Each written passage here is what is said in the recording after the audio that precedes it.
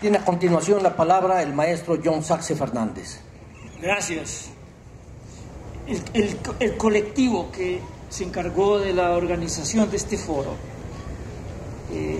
nos ha recordado que está realizándose en la frontera norte de América Latina con Estados Unidos.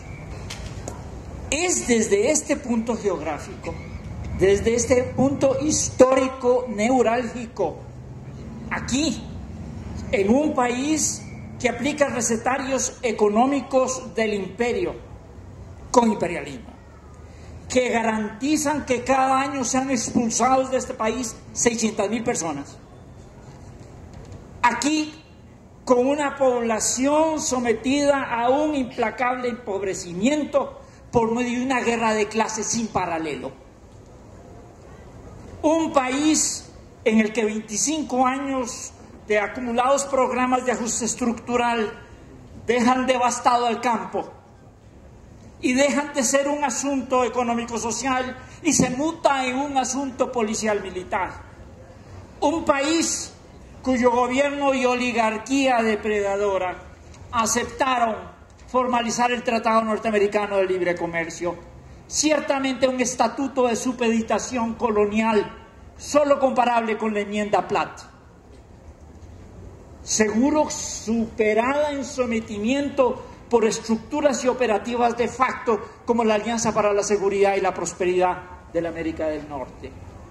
Un país con un campesinado y una población indígena brutalmente agredida, con una mujer que ha sido transformada en campo de batalla de la contrainsurgencia, porque hemos tenido el ataque al cuerpo de la mujer, que está considerado por los contrainsurgentes como apoyo logístico a la resistencia, y los niños, y hemos tenido indicios de ejemplos de terror dirigidos selectivamente a la población indígena femenina de este país.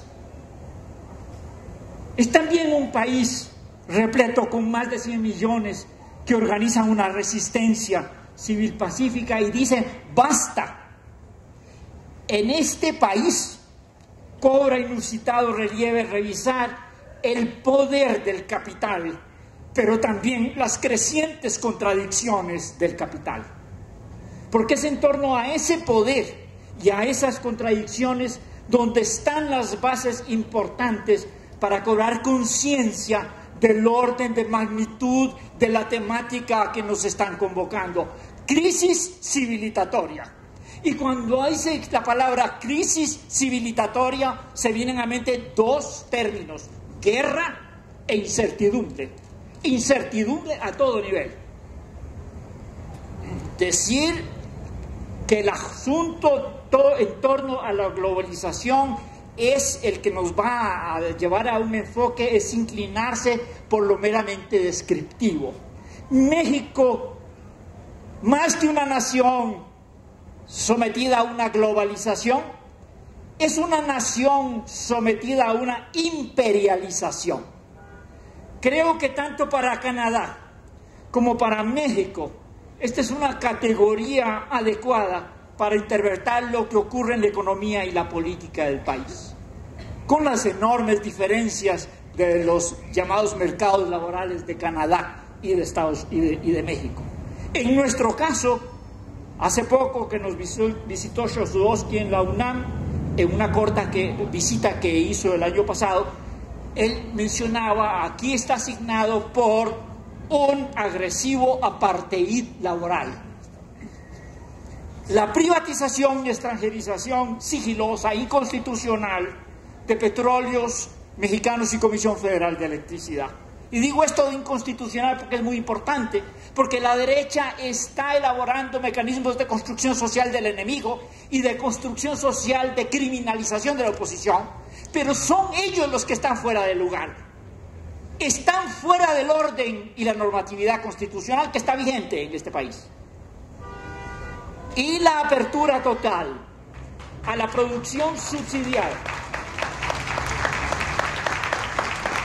La apertura total a la producción subsidiada de maíz frijol, caña de azúcar y leche en polvo de Estados Unidos, al entrar en vigor el capítulo agropecuario del Tratado de Libre Comercio en 2008, son ejemplos de este proceso de imperialización de larga data, cuya intensidad y ritmo y ampliación, como lo ha explicado el maestro Flores Olea, se acelera.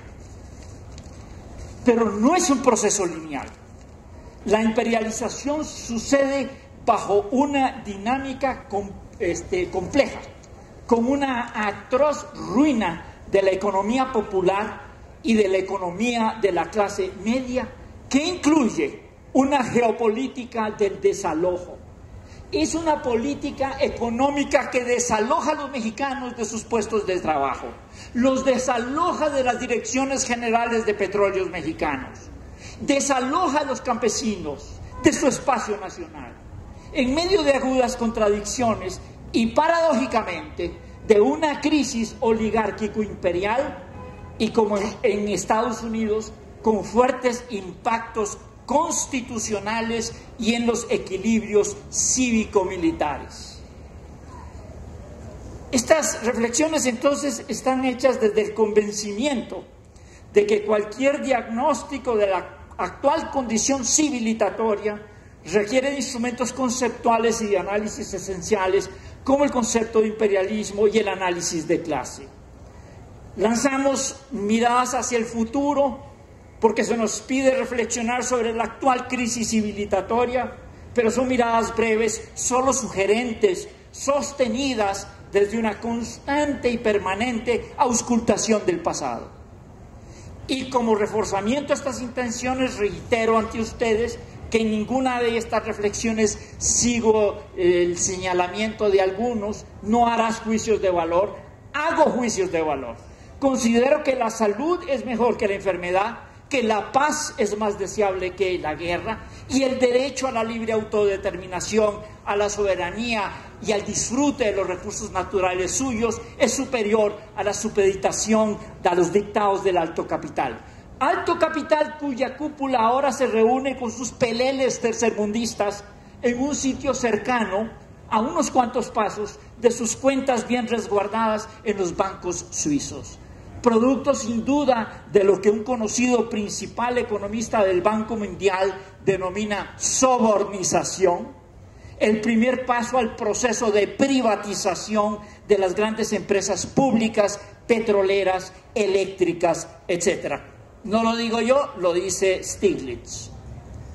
Al respecto, insisto, hago juicios de valor porque recuerdo también que en la Divina Comedia Dante reservó el lugar más caliente del infierno, y cito, a aquellos que mantuvieron su neutralidad en tiempos de crisis moral.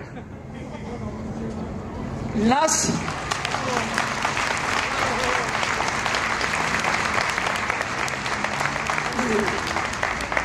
consideraciones éticas en la actual crisis civilizatoria son fundamentales en nuestro quehacer.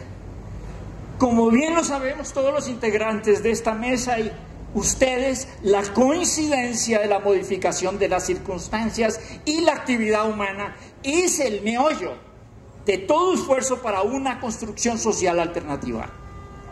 Y es precisamente la modificación de esas circunstancias lo que concita nuestra atención.